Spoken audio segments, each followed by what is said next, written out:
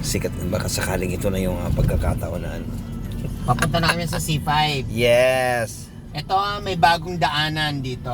So, kung gusto nyo dumaan dito na mabilis, bukas na po ang airport road. Wow, oo nga, ang ganda nga.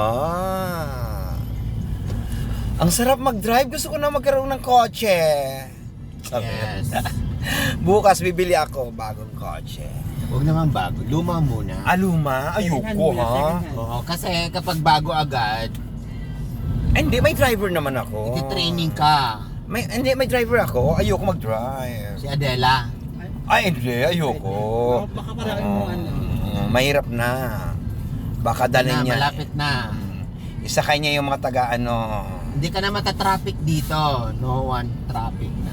No na. Oo, no na talaga. Yes. Okay, no na. Dire-diretso. Ay, ang ganda nga, no.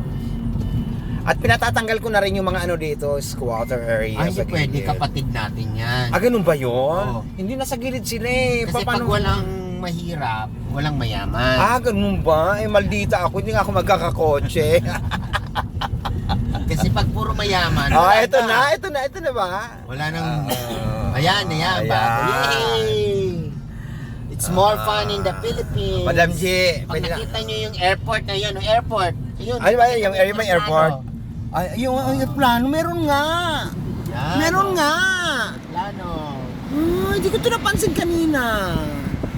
So, pwede na kayo mag-travel anytime, anywhere. Wala na.